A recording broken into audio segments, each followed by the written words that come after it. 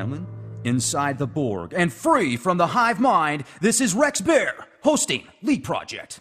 The Leak Project was created to offer awareness and information not found in the mainstream news. With over 90% of the world's media controlled by only 6 enormous conglomerates, many people today are looking for more accurate information. The Leak Project offers a refreshing approach to the brain-drained media. Check back daily for new content as we thrive to bring you the cutting edge in news, current events, on-scene video footage, interviews, and most importantly, the truth. We're predicting something huge right around that time frame. And then you talked about the ill winds and some other things in the web bots that, in my opinion, that predicted Fukushima. And I don't know what you feel about that. No, it actually, we have fill language. When I run the reconciliation software, it indeed does fill in for Fukushima a number of times around the planet and so on. Part of our problem with Fukushima was that it's been taken so long for anything close to the tenth of the truth to get out. Now we know it was the equivalent of 800 nuclear bombs going off that we all lived through in those first few months, and that went around the planet 7 times. Well, so yes, I think it kind of fits. Yeah. Now, how do these web bots work exactly? Is it something that you basically proprietary software, you put this together and these things just go on the web and pull up data? It's not quite that simple. Okay. I'm a layman, so thank you. Yeah. Right. Yeah. Yes, it's proprietary. Yes, it's something I came up with. I chose not to patent it because at the time I thought I was going to be developing a method of dealing with the stock market, right? Sort of like the high frequency trader guys, they went a different way. I was going to do predictive stuff with my software. And then I got off onto all of this other stuff because of the results that the software produced. But no, what actually happens is it's a multi-stage process. There's these, one set of the software is the spiders, and that's relatively smart little, it's like the same kind of thing that Google uses in terms of sweeping through the net to find out who's new so they can put it into the search engine. And so my software sort of does that. It goes out and looks for differences, and that's the spider component of it. And it brings it back and it dumps it into the processing, which takes it all the way to a SQL database, and then through Prolog, which is very quality programming language, really interesting, through a very large number of Prolog, what are known as predicates. It uses predicate calculus as its underlying operating metaphor, and processes all this stuff, dumps it into a model space, and then I have eye candy basically within the model space that attracts my eyes to developing situations, and then I take those eye candy clumps in this visual display and relate it back to the lexicon and figure out sort of what's going to happen. That's why we're wrong a lot. It's because it's so tedious. This is not that simple as, go out and find out what's going to happen. It doesn't quite work that way. Well, it's incredible. And I'm assuming you've also got to predict the data on your own, because that's the human aspect of it, with all the information, the dialect, the verbiage, etc. It's front-loaded from my mind in 2 separate ways. We always have to bear this in mind, okay? And actually, it's front-loaded in 3 ways, but only 2 of them are artifacts of my mind. One of them is that I designed the lexicon and the whole software. So anything I didn't foresee, it's not going to pick up, so it could have huge gaps in it we'd never know. But also, in designing the lexicon, I had to make a large number of assumptions. And over time, those assumptions have been tuned and refined, and some of them are now really solid. I mean, I have solid evidence for assuming these things, but basically a lot of it was a guess. So that's one level of front-loading from my mind, was starting way back in 1997 when I started putting 93 when I started putting the lexicon together. I had to make certain choices. I did so, and so we were sort of locked into that understanding of it. Now, the other way in which my mind front-loads it is that I'm presented with a virtual three-dimensional display that is filled with all these multicolored clusters, and some of those colors are more attractive to me than others. I happen to key in on certain things that for whatever reason it attracts my eye, and therefore we're again dealing with my particular physiology and physiognomy, the way in which my body affects my mind. Some things I might not see. Maybe I'm colorblind to a particular kind of yellow, and I happen to use that hue to indicate sulfuric acid spills, right? And therefore, because I can't see that, we'll never get a hint of a sulfuric acid spill. Make sense? Sure. Now, okay, there's one other kind of front loading that comes from everybody else. Okay, and the other part of that is that I've noticed up until we started getting into the mass of Asian cultures getting onto the internet, So basically, when the internet started really growing into India, Indonesia, and China in that region, things changed. But prior to that, it was an accepted part of my operating principle that we concentrated negative language. And that was because it was easier, I assumed, culturally, being a sort of a quasi-American, wasn't raised here really.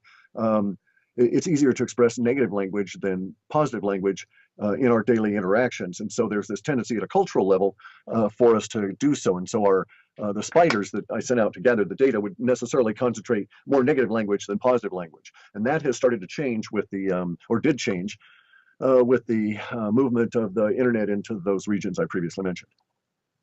Okay, and also with the predictions that you've came up with, in my opinion, that have been just spot on with a lot of these huge events, it being 2016 now, are you finding certain things that could be right around the corner that you're predicting, or these spiders and the web bots are predicting for this year? Oh, sure. There's tons of stuff. It's like it depends on where you want to start. Our data is segmented into relatively meaningful clumps, and so I have a clump that we call the Terra entity, and that in that clump of data we throw all of those bits and pieces about things that are going to happen on the planet. And so, for instance, recently we had one of my predictions from a while back be fulfilled, and this prediction was that we would soon reach a point where a newly constructed bridge would decide to separate from the land that it was supposed to tie together, and that this was a sign of the expansion of the planet. And this was maybe we started seeing it maybe back last March, maybe a little earlier, and we get it into the prediction and so on, and it just recently showed up. Now that was within the Terra entity. It's a relatively straightforward entity, as a lot of these go, because it deals with those elements of our life that are going to be much more materially visible than others and are not as easily censored or as frequently censored. So, for instance, we rarely see the major media censor things like bridge or rail disasters or pipeline breakdowns and this kind of thing, and yet they don't really understand what they're revealing by not so censoring. They censor, economic data, all different kinds of things continuously, but they seem to leave the Terra entity kind of stuff alone. In any event, though, our Terra entity is forecasting more of the same in an increasing wedge and pattern as we go through these next few years, with the potential of an extremely large earthquake event here in the United States, or here in continental North America, sometime post July 2017. But we're going to build up to that with a bunch of other things that will occur ahead of that. Including a couple more of these episodes where the land decides on either side of a bridge, you head that way, I'll head this way, and it separates, leaving the bridge not connecting the land anymore. This is going to be very disruptive for certain kinds of transportation that we're going to run into. Now, in the previous forecast, one of the real key elements was that this would cause a national shutdown. And what happened was, up in Canada, a bridge separated and their major east-west highway was disconnected. And so they got to put it together. So it basically cut their country in half. And we've got all kinds of things relative to the Terra entity that are showing up in that regard. Now, a lot of it's not good. So it's really, what sort of things do you really want to discuss? Well, this is obviously an open platform, and it'd be great to hear about what you feel is important, because you have access to so much data. And also, if you would, real quick, for our listeners, give out your website. So if they wanted to subscribe to your newsletter, that'd be fantastic. You can pick these up at halfpasthuman.com. Okay, well, the things that I find important is an interesting kind of a concept itself, right? Because, so for instance, I frequently get requests via email. Oh, say, is it safe? I'm thinking of moving. Can I move? Is it safe for me to move there? XYZ, right?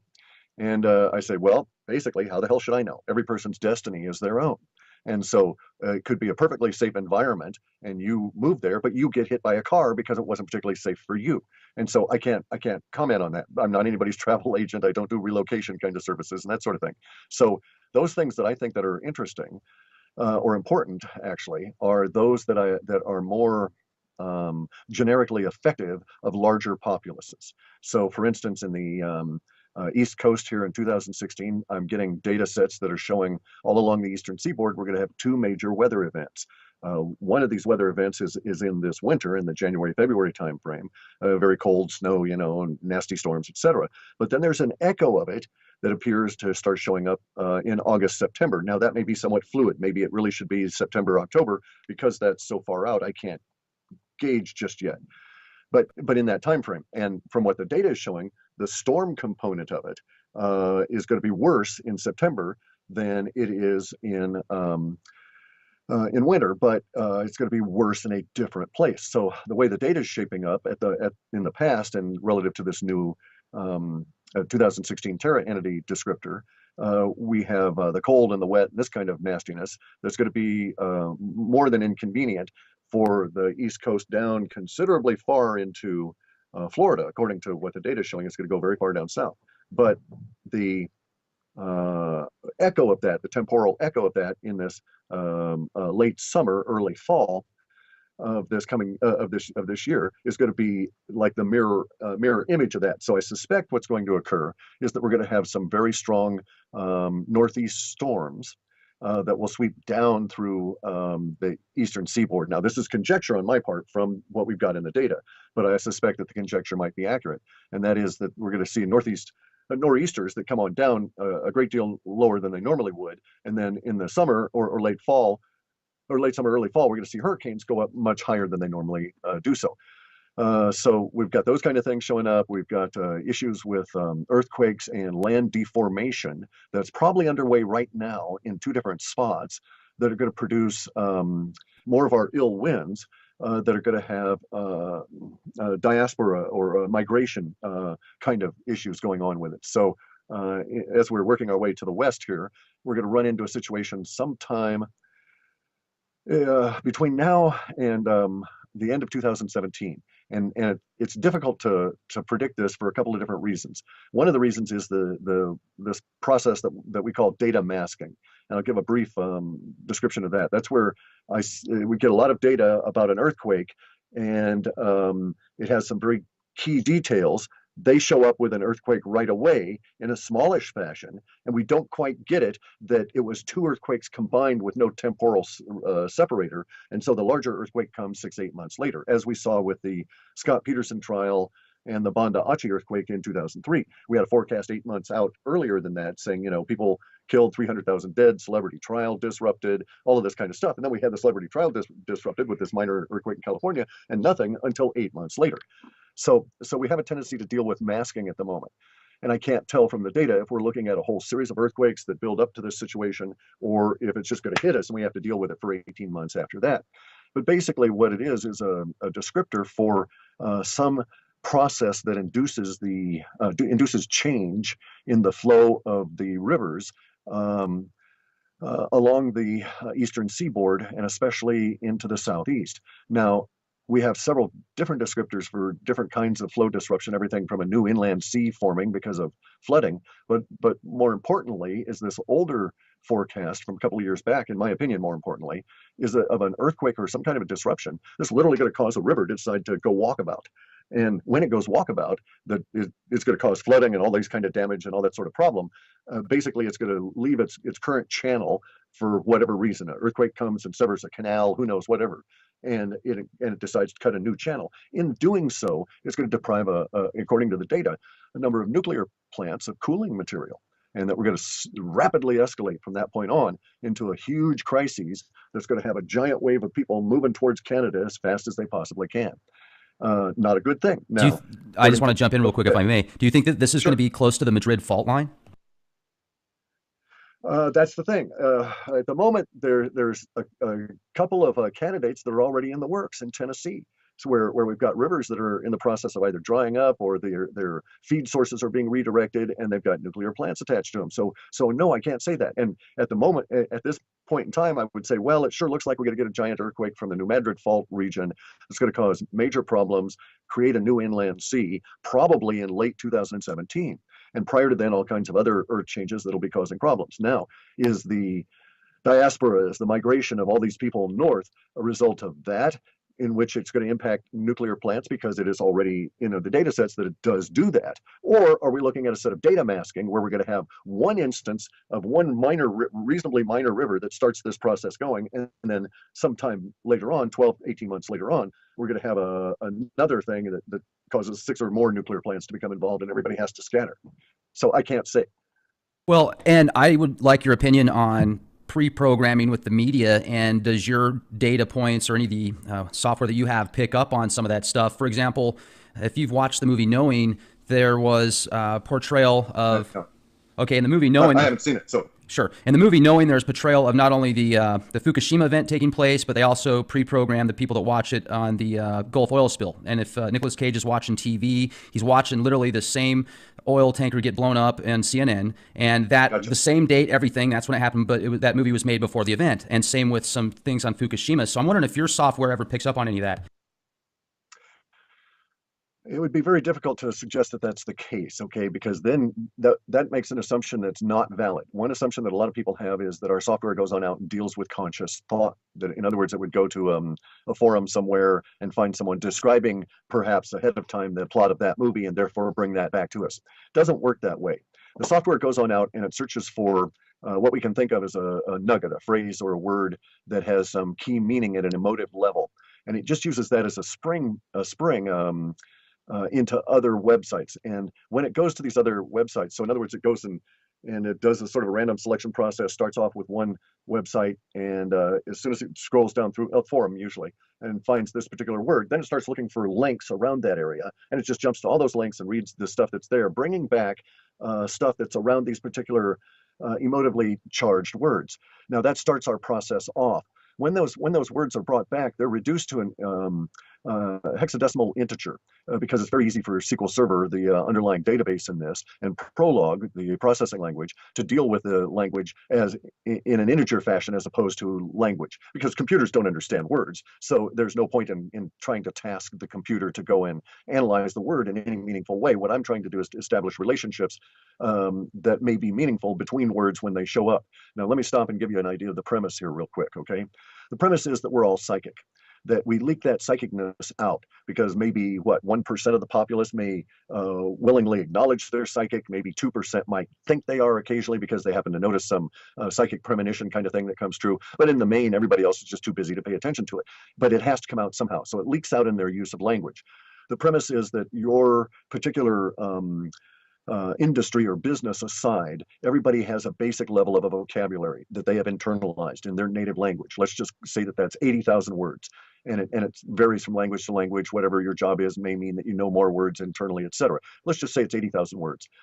In the normal course of events, in your daily routine, you may really be reduced to dealing with 1,100 to say 4,000 words all throughout the year. That most of your interactions with most of the humans in your environment really involve only 4,000 words out of the total 80,000 mass that you deal with. Work aside, okay, and that aside from the work and the specialized language you would have to deal with, when you step outside of those 4,000 words in an otherwise ordinary conversation, that's what our data keys in on, and it brings it back because those, I think, are prescient instances of the psychicness leaking out because it had to come out somehow, and so it made you rummage through your brain and pick a word that is synonymous or led you down this particular route to use another word. Basically, the universe is directing you to get it out of your system, and so when we gather all of these things, they're brought back in a large, giant collection. So it is possible that an individual word from a description from a movie might be captured and brought back, but the plot or instances of something from within the movie, no. That's the odds would be the statistics would be against it because when we find stuff in forums, the way that the software is programmed to work, it just finds the word and then it reads backwards a number of words and ahead a number of words and brings in that whole chunk for processing. So, and it's a very limited chunk to begin with because the presciency of words does not travel far within paragraphs and so on. And so I don't bring back whole volumes of text and read through it to see what people have written in that sense. Is that meaningful? Yes, absolutely. And another thing too is, what's your take on these events that take place? Do you feel that they're manufactured? When I'm referring to Fukushima and the Gulf oil spill, or do you think that they are more Well, of natural disasters? um, no, I mean, neither of those two that you cited were natural. I mean, we have evidence to the contrary. First off, the Gulf thing was not an oil spill. It was a deliberate drilling in an environment where they had no capacity to do so, and they were incompetent, and they were chosen to be incompetent and create it, in my opinion. Do But it was you, obviously man-made. I think they created it to cause temperature differences. I do not know the why. I don't know the intent. I don't. I have some sneaking suspicions as to why certain things are being engineered, but I don't know, and so I don't really want to go and speculate there. But it seems logical, and and provable that the man-made disaster that was BP was engineered from the get-go. It was a design component of what was going to go on there. Fukushima, though, that's a little different, but we still have evidence it was man-made because it was not a normal earthquake that set everything off. It was a bang, and then a standard kind of not even a standard, then a dissipating S wave. So it was not the building. I think it's called J waves. You have to forgive me. I've been reading a bunch of other German and stuff, and Sure. so I can't remember, but I think it was a J wave. Usually on these earthquakes that are subsea, a J wave that builds into an S wave and it peaks, and you have your earthquake, and then it fades. We didn't get that. We got a sharp S wave peak, and then it faded out as though a big underwater event occurred that was likely from an explosion. There's, if you look at certain events in this planet in a very broad sense, I mean, like as high as you can get at the level of duality, and you choose to look at events and you wanted to look at them in discernment, then I always apply a duality to things that instantly sort of guides me. And so if there's something that's claimed to be an event of a natural origin that was catastrophic, say, Banda Aceh or Fukushima, this kind of a thing, what I look for is the let's say the feminine energy component, okay, the non-explosive force that we see universe and nature displaying all of the time. And you can take this metaphor and apply it to such things as the any terrorist incident or so on. It breaks down at some point, but basically it's a very good metaphor for anything claimed to be natural, because a natural event always follows a certain course of action, which is the development of strain within natural processes in a non-explosive manner. So an earthquake, for instance, let's take an earthquake as an example. It builds up as a strain, a point of wanting to separate within rock and other structures, and that point of the strain component is visible. And that's what we say is part of the feminine principle, or the female energy, however you want to phrase it here, is the building component. And then there's the abrupt shattering of that, the release of the energy, and then a rapid taper off. That is an example that's seen in tornadoes, hurricanes. Of course, the time frames vary, and there's individual variants, but in overall, the same sort, if one graphed it, the same sort of peak emerges in those kind of events. Other events, such as the Fukushima earthquake or supposed earthquake, begin with a very sharp high peak and then a trail off that has what's known as the long run out slide aspect to it. And so when I see those, it's like, oh yeah, somebody's agenda is going on there. Well, and didn't that happen back in 2010, late 2010, when before Fukushima, your charts were showing basically that something huge is going to happen. It's going to be one of the biggest events ever. And you were getting flack on that because I remember some people were saying, okay, if it's not the end of the world, then obviously the software doesn't work. But, I looked at it as, holy shit, man, Fukushima was ginormous, and I thought it was spot on. Well, there's other components to it that are quite disturbing too, because in those same, let's look at it from the viewpoint of my software and how I deal with it. I use a thing called fuzzy set theory. Fuzzy set theory is a type of mathematics where things can be in more than one set at a time, and sometimes they're in the set and they're not in the set based on whether or not they're in some other set. I know it makes no sense at all, but here's the point, that it's feasible that the software is picking up on language that will manifest in these extremely large events, as we've been forecasting frequently, and will do so. And what is entirely broken in our processing is the temporal component. So we've had the issue within the, okay, now let me back up. When I get a chunk of stuff in a set that has then we make, say we make a dozen predictions off a set of data. If 4 or 5 of those come true, just the way my mind works, it's like, oh, well, they're manifesting. So out of the dozen, let's see how many more show up. And usually we'll get more in that same line that are also manifesting. And the only issue for us is really the temporal component. Did we guess right on the guesstimate of the prescience of the language? But so if we have a data set that says, oh, X, Y, and Z is going to happen, and X, Y, Z happens, and then we have 1, 2, 3 that's supposed to happen, well, I'm going to look for the 1, 2, 3 a little bit more intently than I might otherwise if the X, Y, Z had not also occurred. So getting down to the nitty gritty of it all here, the forecast was, and in the same set, the forecast for the ill winds going around the earth and everything also brought with it the idea that 1.2 and I think it was 1.289 billion people are going to die as a result. So we must now start considering that is indeed the case, that we may end up that way. Now, the reason that I say this is based on our track record.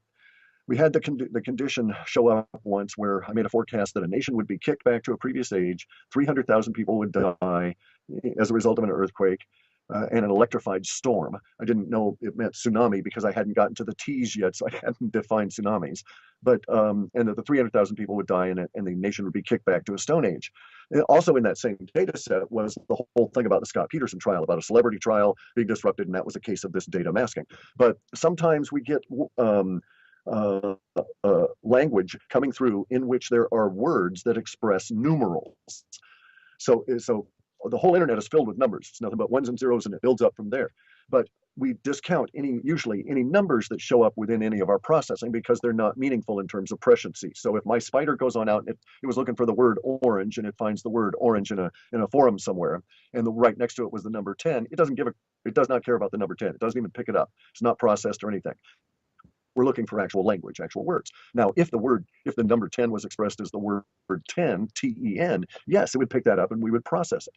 And that's where sometimes we get what I call bespoke numerals, where the data is actually written out these numerals. And that's the case with the 1.289 billion who would die as a result of the ill winds going around the planet. And now that we know that when the Fukushima earthquake occurred, the plant was so damaged that all the fuel rods in building number 4, I think, burned and were put into the atmosphere, and it was the equivalent of 800 nuclear bombs larger than Hiroshima and Nagasaki combined, and it went around the planet a number of times, and we were all exposed in the northern hemisphere far more than the southern.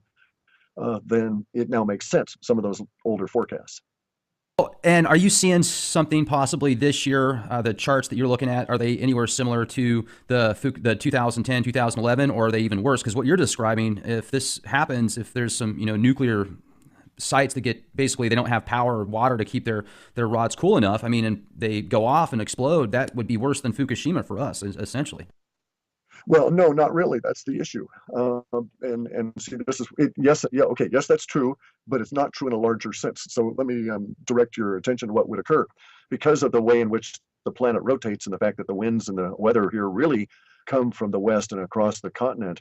The data has always shown that the nuclear plants being deprived of water cause immediate fears, and everybody leaves because they go into meltdown conditions and they start releasing smoke. They don't explode per se in the data. I know we've never had explosions or anything like that, but we have had a lot of descriptors that were very much like Fukushima. But the problem for the planet is more than just in the southeast, but the effect, if this were to occur, say, in a South Carolina or Alabama or Georgia river that had a nuclear plants attached to it, then you could expect that Washington, D.C. might be perfectly fine. They may not suffer any level of radiation, even into Virginia, maybe not even into Southern Virginia, because what will occur is that, according to the data sets, is that it's going to be part of this ill winds. So it'll go up into the atmosphere and be blown over into the Middle East, Southern Europe, and Northern Africa, and across the Indian subcontinent and into Indonesia and so on, and then back around.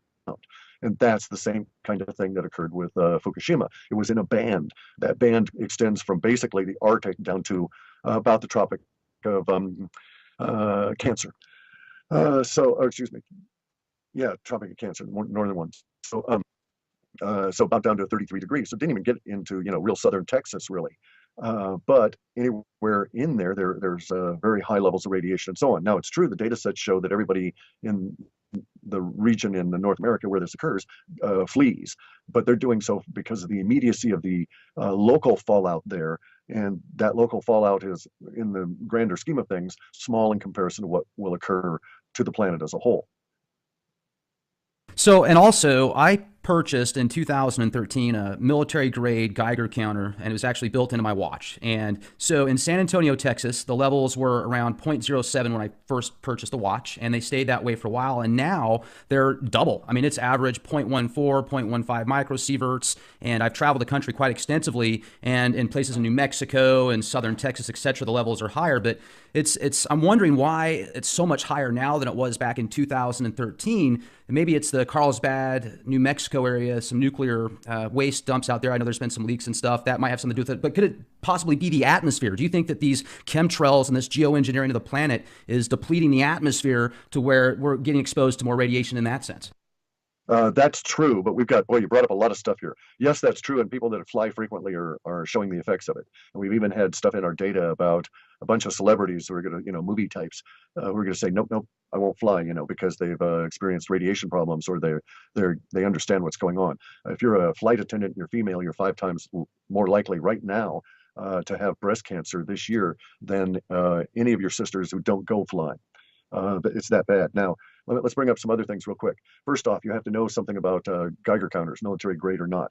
If you're talking about an actual radiation meter, it needs to be calibrated. Further, the sensor within that meter degrades over time with the exposure of the radiation. So you can think of it as like a piece of cheese and you punch a hole through it. Well, that particular chunk of the cheese isn't there anymore. There's just a hole. So in your sensor, because it had picked up radiation at that point, it can't pick it up at that point ever again, if that makes sense. It's not it doesn't clean the radiation off of it. So it gets damaged over time. Sure. So there's less material there to sense stuff. However, in an oddly weird kind of a way, because there's less material, the other sites that have been damaged are continually reporting. So sometimes in some designs that are not calibrated, you see that they gradually become more sensitive, and it's not really that. They're just building up waste material on their sensor over time, and so they report more. However, you're quite correct. That aside, you're quite correct. I've got a calibrated radiation meters here. Some of them really sophisticated with the 2.54 centimeter paddles, some of them with the wands, different kinds. And they're calibrated by people that manufacture them. I do not do this. So, I mean, these guys know what they're doing, and I send them back in to be recalibrated after a point. And in Washington State here, we're now at an extremely high level relative to where we were. So I'll just give you the numbers. I don't have them in microsieverts. I track in clicks per minute. And in the year 2000, prior to that, I'd had warnings in the data that radiation was going to be an issue. So I got my first radiation meters.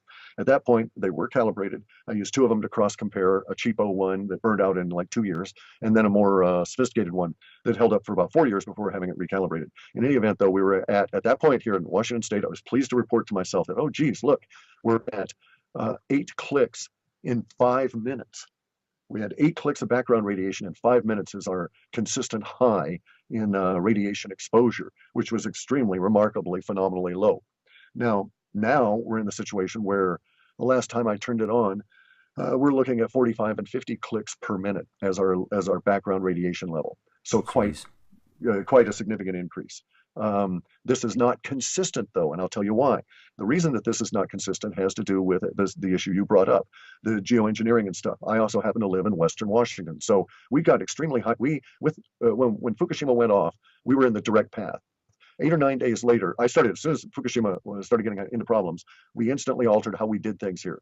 I had 2 people working for me. We were working outdoors. I stopped that for over a month.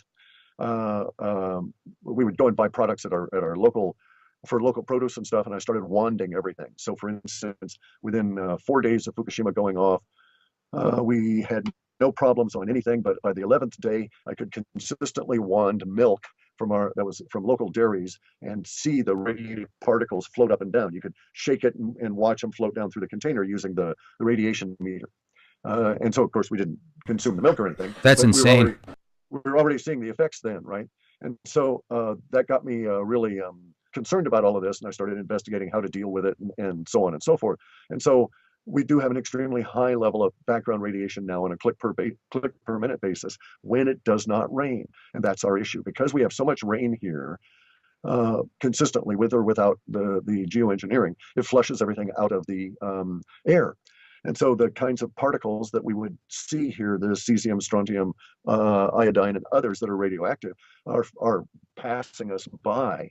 At one point, I actually was able to discover a corner in the crawl space of my house where we'd actually had winds bring in a bunch of radioactive particles. And so I went through and did a rehab. I'm doing a rehab on my house at the moment, and I put down a real thick mill plastic, and we cleaned up all the radiation as we were going along, and because we were very heavily exposed in the process of Fukushima going off. But we're clean anytime it rains. So right at the moment, because we've had rain for 3 or 4 days, we're in a Pineapple Express here that's of maybe 6 weeks on and off duration, and a very heavy one at that, in terms of the amount of rain coming down.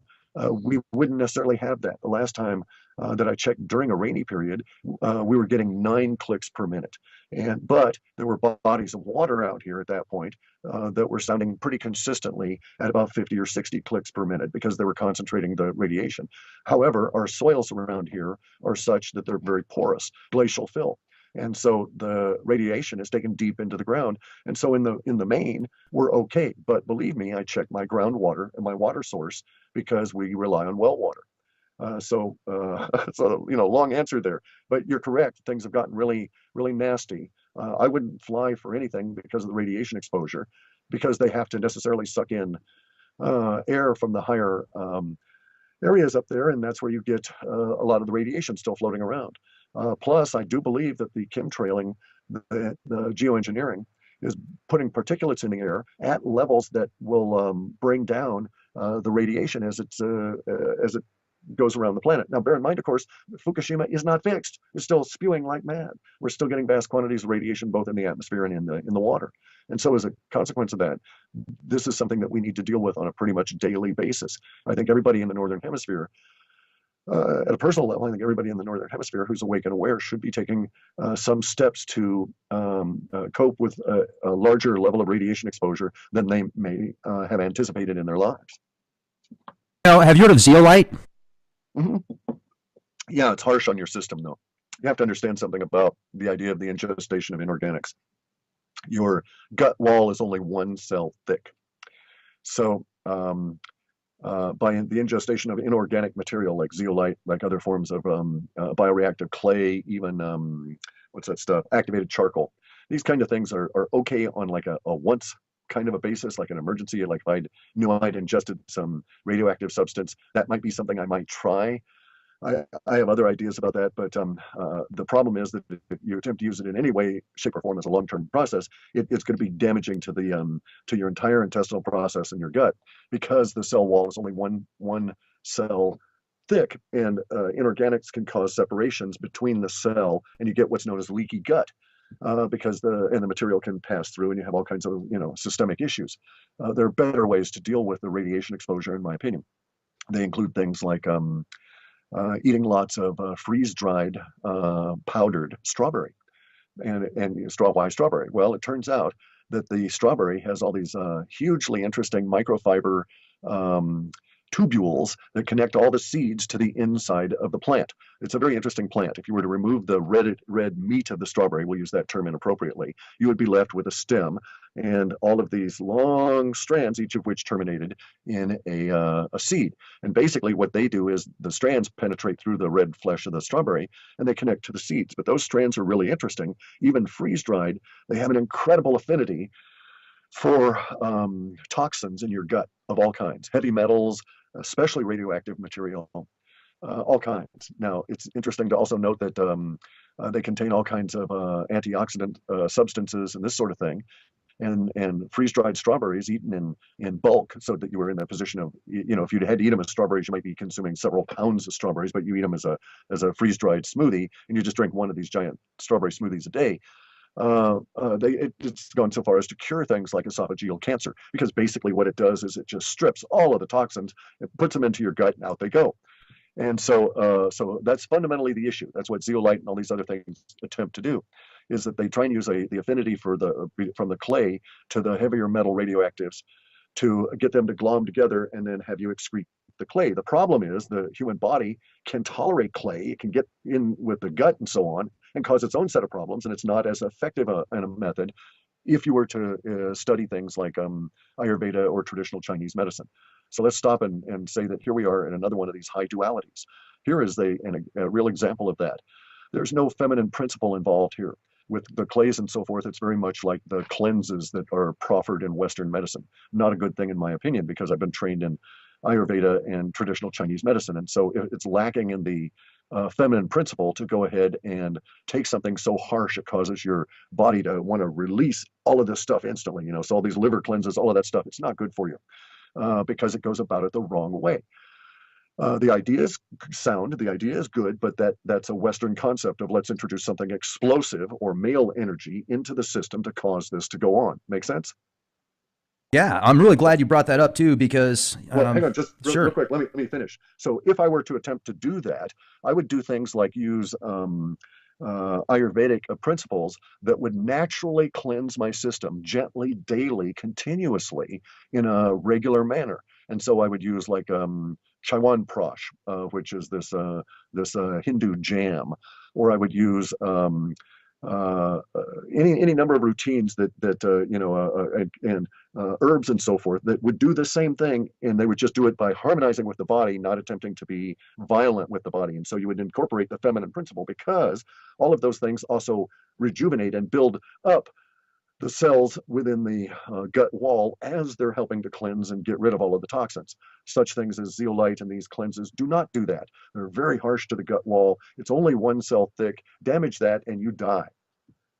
Yeah, okay. So that's very important, and really appreciate the yin and the yang representation of things, because it does seem here in the Western culture, especially with medicine, like chemotherapy as an example, it's going to Oh kill you, yeah, oh, you know? yeah. It's hugely explosive. Yeah, yeah. No feminine principle there at all. It's just death in a tube. Yeah. I'm S- dealing with I don't do medicine. I don't I don't want anybody to think that I'm a advisor of medicine or any of that kind of stuff, right? And I in no way attempt to tread on the AMA or any of their sort of crud because they have people locked away and killed for the kind of information that I might share inadvertently. And I'm not attempting to step into their realm. Basically, what I do is some we might think of as advanced nutrition along the ideas as presented by Aristotle, everybody from Aristotle northward, so to speak, in time, where, let food be your medicine. And so there's lots of different things to do, but you need to be aware of this. So, for instance, one of the things we've done here in the Northwest is, even though I dearly love them and I spent a good deal of my youth out hunting them down and slaughtering them like mad, I just don't eat wild mushrooms anymore. And that's because they have a tendency to concentrate the radiation. So we've had to alter all kinds of things, but that's the way you go to stay healthy without having to deal with the trying to live in that explosive, masculine energy continuously. Sure. And with the work that you do and being as vocal as you are on certain topics, do you have threats? Have you ever had spooks follow you around, or certain events that you would just say, wow, there's definitely Oh, some. oh yeah, no, people have screwed with us continuously from the powers that be. Oh yeah, yeah, yeah. And I'm paranoid. I'm paranoid as hell. I'm nowhere near as paranoid as people that work with me, but I'm paranoid as hell. We've had long-standing, multi-year contracts canceled just like that, and it took us months to figure out what was going on. And by the time we finally get back there, it's tracked down to somebody who does not take responsibility that says, "Oh, well, look, this stuff showed up in your file." And so, yeah, we've had them hassle us. I've had a number of individuals that show up at the door that I would rather not. Um, I'm kind of goofy though, in the sense that I'm not I'm not a whistleblower or anything like in that sense. So it is my thinking that they find me useful enough these days to not annoy me. Make sense?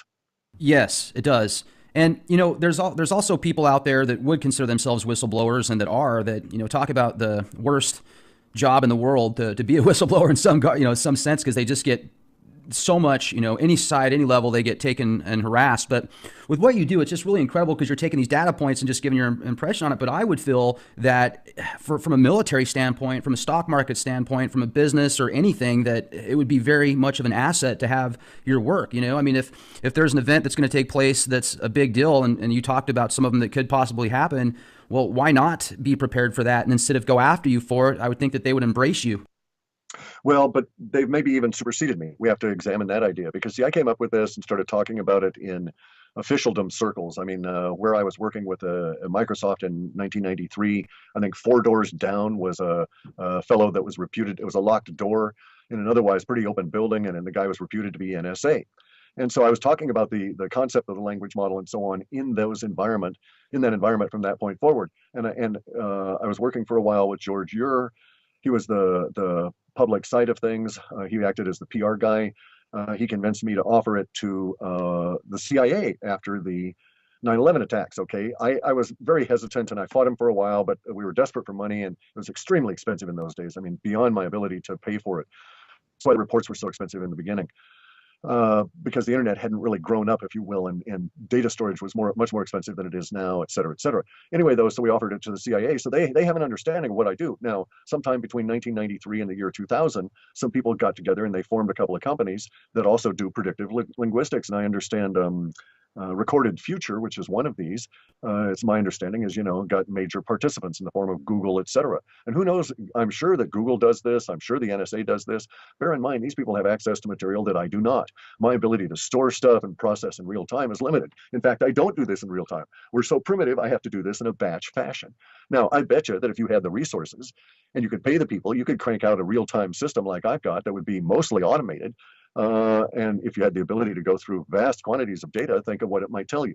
Now, in my defense, or in my favor, let's put it that way, over these other larger corporations, I'm of the opinion, and I have no evidence, I have a few hints of evidence, but I have no real evidence of it, but I'm still of the opinion that they missed it, that some of these companies have done this kind of thing.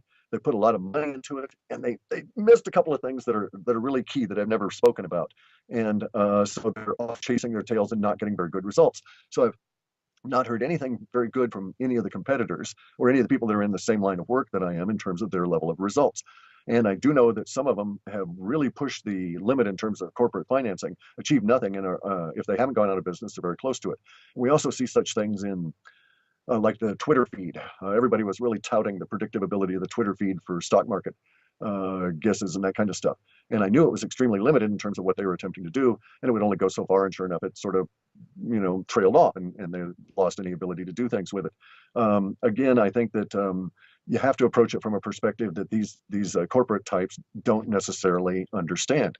And that being the case, they've got a really nice software shell program without a very key element. And so it's like they have everything there to break the code, except they don't have the little core part that actually goes and does the work to break the code. Make sense? Yeah, absolutely. And we were talking earlier about different events that take place that are put into movies before they happen.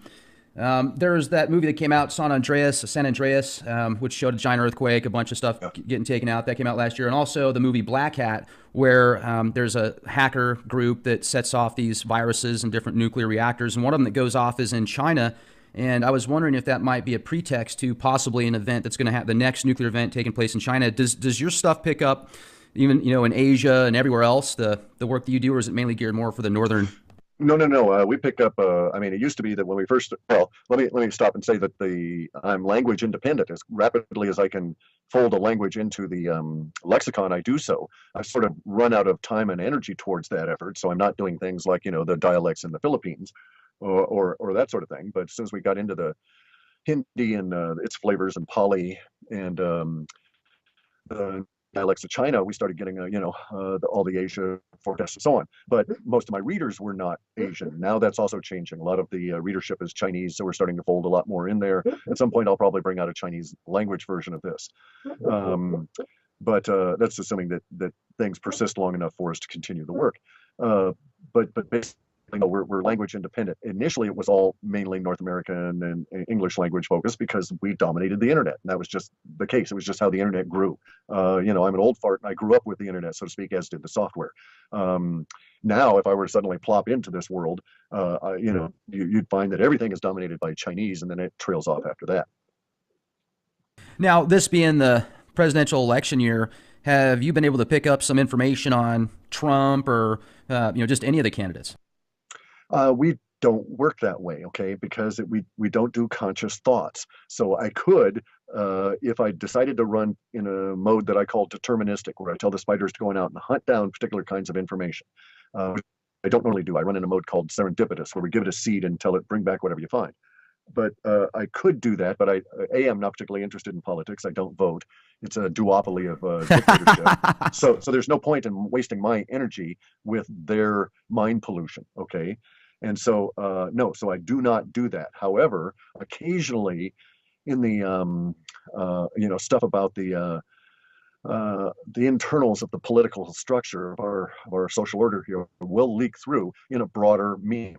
So, for instance, we have had a broader meme about political fracturing that occurs as a result of the dollar taking a huge hit here in the U.S. And as a result of that, the political parties find themselves at various different levels bereft of funding and start failing because these people they may be dedicated, but all the staffers are not going to work if they're not paid.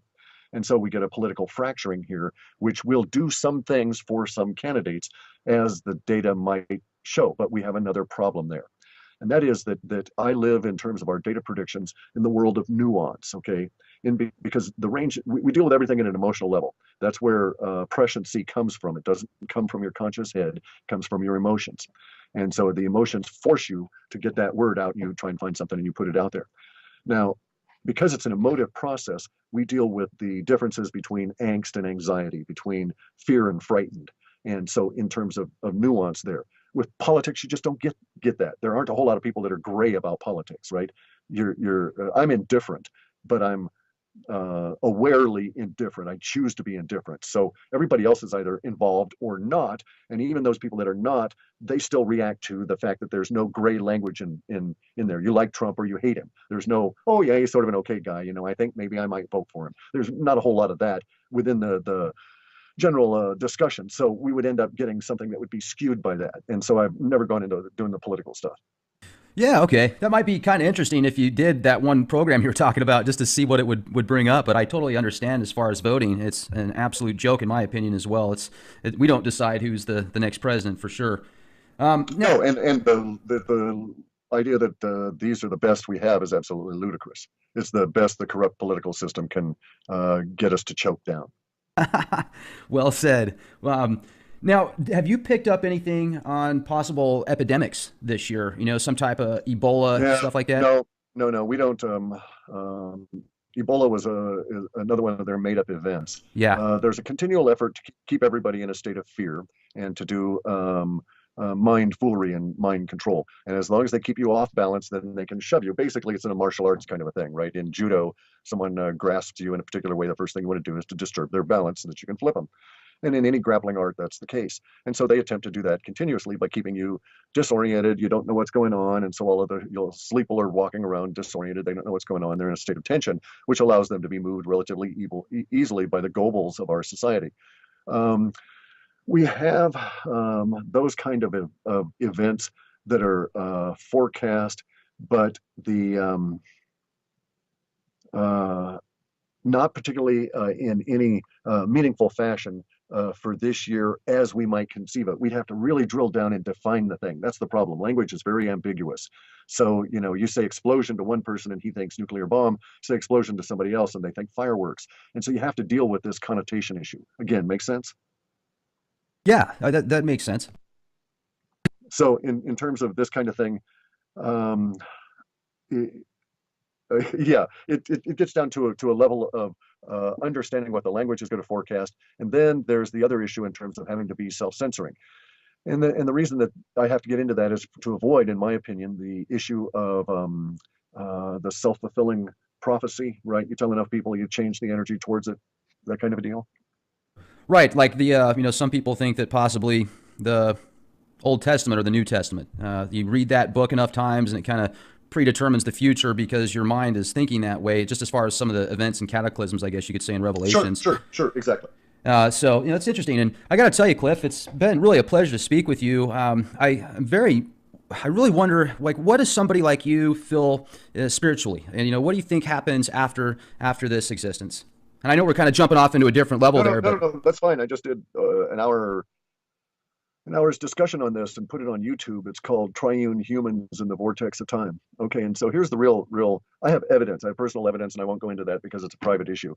But I understand I have personal evidence that the understanding that's presented in a book called Thinking and Destiny by Harold Percival, written in the 50s, is accurate insofar as his description of what a human is. Okay, my evidence is my own business, but I'm basically stating, if you want to take my word for it, I think that this guy's accurate in his description, and he gives a very good verbal description of what it is to be human.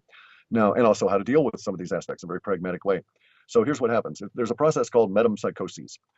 That is the mentition that occurs after you die. Now, people say, oh, I mentioned this before, and I've gotten a whole number of people come and raise hell with me, for various different reasons. But basically, it is a provable fact.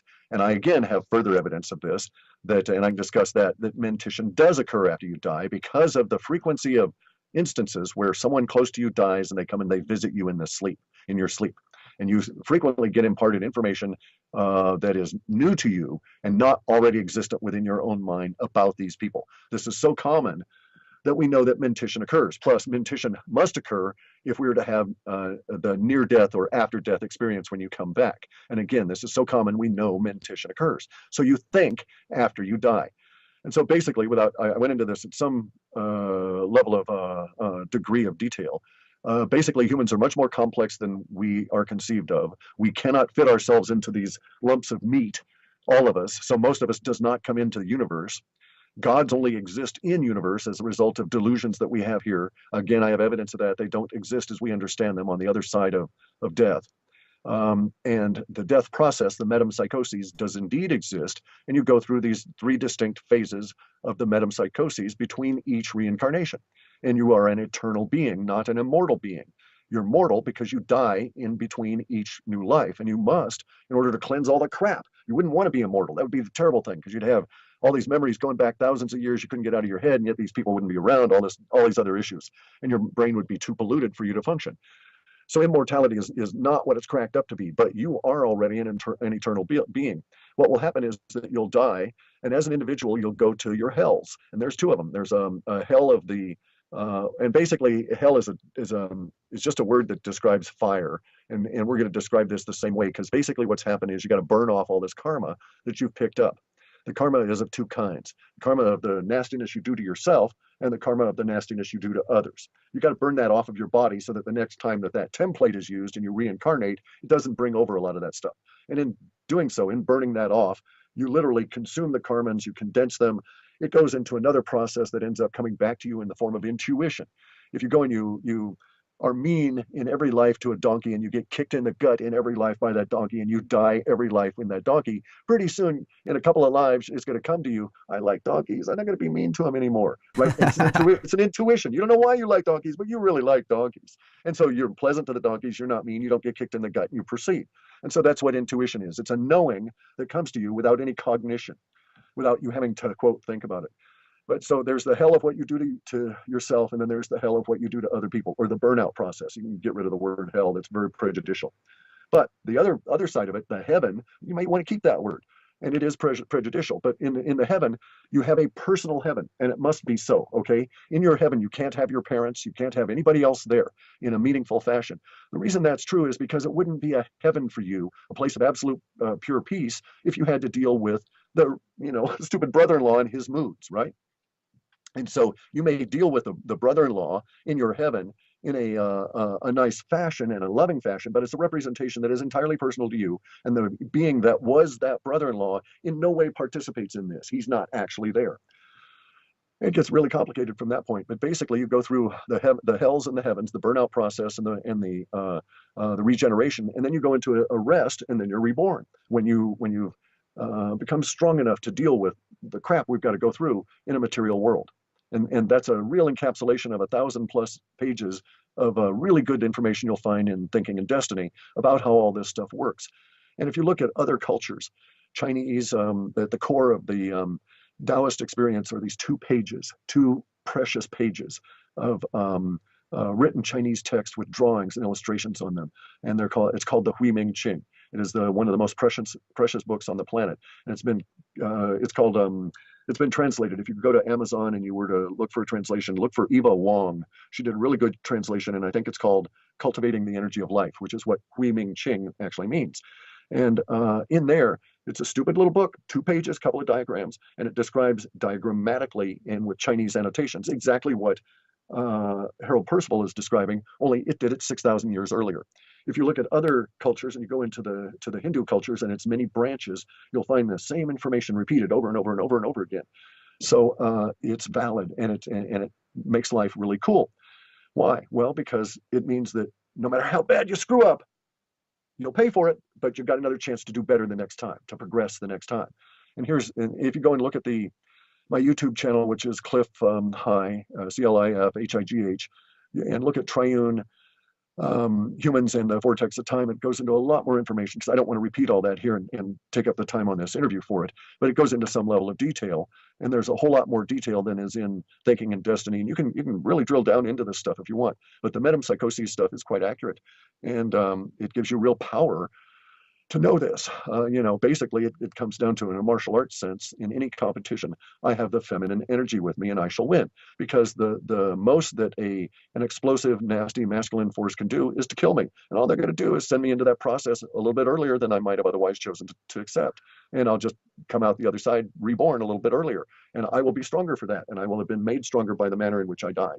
Make sense? Yeah, that's a fascinating way to look at it too, man. That's incredible, Cliff. I really appreciate this. Now, your YouTube channel is phenomenal. I mean, you've got a ton of videos on there. You got a bunch of subscribers, and for those that are listening to this show, please make sure to subscribe to Cliff's channel. And also check out his work at halfpasthuman.com. You've got some awesome data there. Cliff, this has been great. Really appreciate it. And hopefully I'll have the opportunity to speak again with you sometime. Anytime, let me know ahead of it and we'll connect. Not a problem. So, may the force be with you. Hey, it always is. And with you too. And we recognize that it's there. Yes, that is very key. So right on, man. Happy New Year, Cliff. Okay. All right. Take Talk care. To you later. Bye. Bye-bye. A very special thank you to our guest tonight. For all of you that had the opportunity to be here with us, if you enjoyed the show, follow us on YouTube. youtube.com/clandestine Time Lord for the most recent interviews, videos, and podcasts. Or you can check us out on the World Wide Web, www.leakproject.com. Would you like to be a guest on our show? Do you have information that the world needs to see and hear? Send us an email, guestbookings@leakproject.com. Thank you, everybody. This is Rex Bear with Leak Project. Stay safe and be the change you want to see. Good night.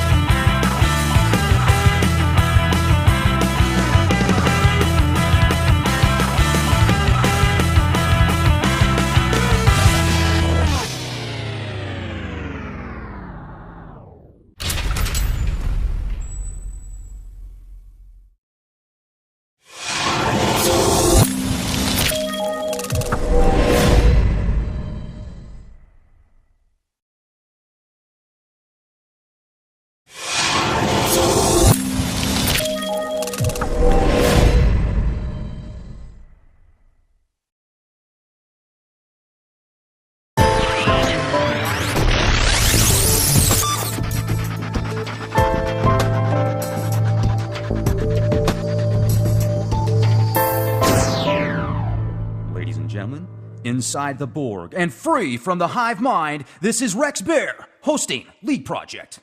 The Leak Project was created to offer awareness and information not found in the mainstream news.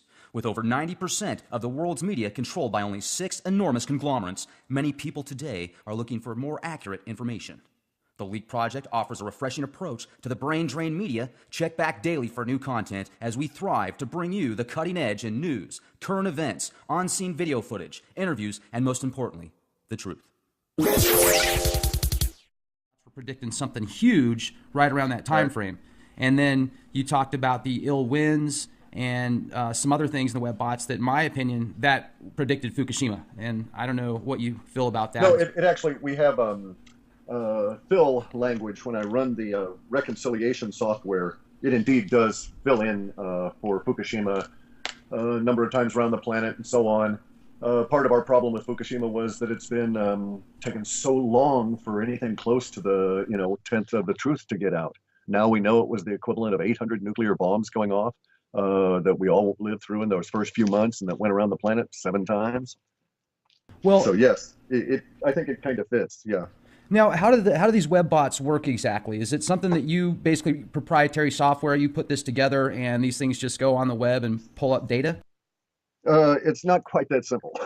Okay. I'm a layman, so thank you. Yeah. Right. Yeah. Yes, it's proprietary. Yes, it's something I came up with. I chose not to patent it because at the time I thought I was going to be developing a method of dealing with the stock market, right? Sort of like the high frequency trader guys, they went a different way. I was going to do predictive stuff with my software. And then I got off onto all of this other stuff because of the results that the software produced. But no, what actually happens is it's a multi-stage process. There's these one set of the software is the spiders, and that's relatively smart little. Oh, it's like the same kind of thing that Google uses in terms of sweeping through the net to find out who's new, so they can put it into the search engine. And so my software sort of does that. It goes out and looks for differences.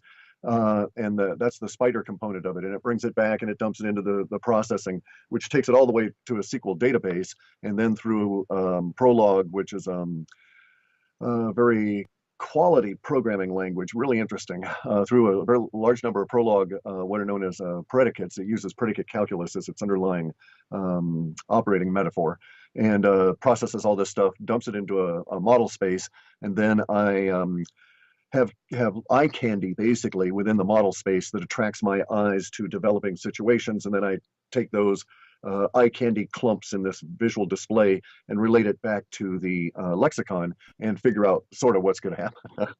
That's why we're wrong a lot. It's because it's so tedious. This is not that simple as, oh yeah, go out and find out what's going to happen. It doesn't quite work that way.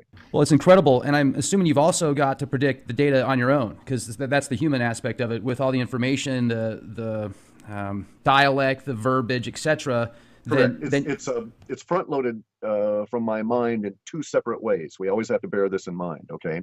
And actually, it's front loaded in three ways, but only two of them are artifacts of my mind. One of them is that I designed the lexicon and the whole software. So anything I didn't foresee, it's not going to pick up. So it could have huge gaps in it we'd never know. But also in designing the lexicon, I had to make a large number of assumptions.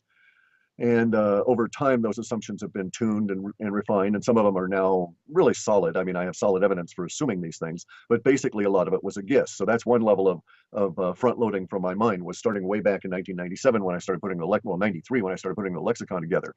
I had to make certain choices. I did so, and so we were sort of locked into that understanding of it. Now, the other way in which my mind front loads it is that you're presented, or I'm presented with a virtual three-dimensional display that is filled with all these multicolored clusters, and some of those colors are more attractive to me than others. You know, I happen to key in on certain things that for whatever reason it attracts my eye, and therefore we're again dealing with my particular physiology and physiognomy, the way in which my body affects my mind. Some things I might not see. Maybe I'm colorblind to a particular kind of yellow, and I happen to use that hue to indicate sulfuric acid spills, right?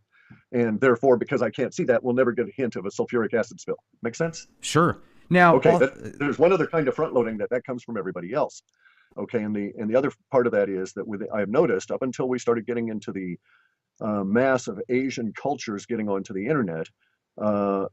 So basically, when the internet started really growing into India, Indonesia, and China, in that region, things changed. But prior to that, it was an accepted part of my operating principle that we concentrated negative language. And that was because it was easier, I assumed, culturally, being sort of a quasi-American, wasn't raised here really.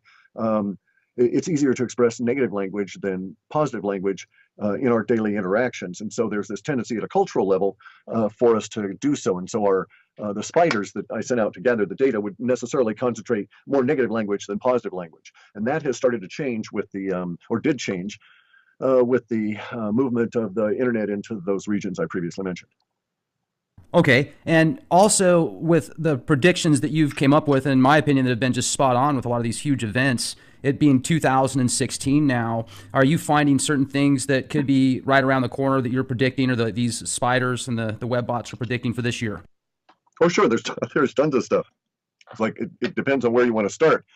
Our data is segmented into relatively meaningful clumps. And so I have a clump that we call the Terra entity, and in that clump of data, we throw all of those bits and pieces about things that are going to happen on the planet. And so, for instance, recently we had one of my predictions from a while back be fulfilled. And this prediction was that we would soon reach a point where a newly constructed bridge would decide to separate from the land that it was supposed to tie together, and that this was a sign of the expansion of the planet. And this was maybe we started seeing it. Maybe back last March, maybe a little earlier. And we get it into the prediction and so on, and it just recently showed up. Now, that was within the Terra entity. It's a relatively straightforward entity, as a lot of these go, because it deals with those elements of our life that are going to be much more materially visible than others and are not as easily censored or as frequently censored. So, for instance, we rarely see the major media censor things like bridge or rail disasters or pipeline breakdowns and this kind of thing, and yet they don't really understand what they're revealing by not so censoring. They censor economic data, all different kinds of things continuously, but they seem to leave the Terra entity kind of stuff alone. In any event, though, our Terra entity is forecasting more of the same in an increasing wedge and pattern as we go through these next few years, with the potential of an extremely large earthquake event here in the United States, or here in continental North America, sometime post July 2017. But we're going to build up to that with a bunch of other things that will occur ahead of that. Including a couple more of these episodes where the land decides on either side of a bridge, you head that way, I'll head this way, and it separates, leaving the bridge, not connecting the land anymore. And this is going to be very disruptive for certain kinds of transportation that we're going to run into. Now, in the previous forecast, one of the real key elements was that this would cause a national shutdown. And what happened was, up in Canada, a bridge separated and their major east-west highway was disconnected. And so they got to put it together. So it basically cut their country in half. And we've got all kinds of things relative to the Terra entity that are showing up in that regard. Now, a lot of it's not good. So it's really, what sort of things do you really want to discuss? Well, this is obviously an open platform, and it'd be great to hear about what you feel is important because you have access to so much data. And also, if you would, real quick, for our listeners, give out your website. So if they wanted to subscribe to your newsletter, that'd be fantastic. You can pick these up at